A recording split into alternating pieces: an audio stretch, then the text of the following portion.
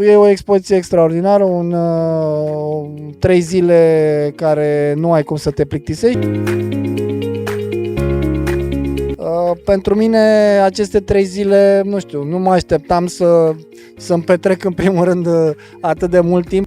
Cred eu că cei din străinătate se vor uita mult mai atent la filmulețele și la ceea ce s-a întâmplat la această expoziție și la anul eu cred că cu siguranță cel puțin 30-40% va fi o expoziție mai mare.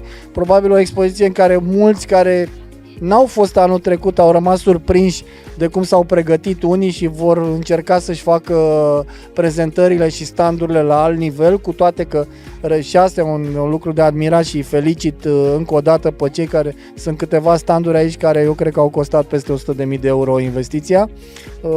E un lucru extraordinar că așa ceva se întâmplă. Mă uitam că la SIAL am făcut într-o zi undeva la 25-30 de mii de pași. Cred că sâmbătă am făcut undeva spre 15.000 de pași în România într-o expoziție.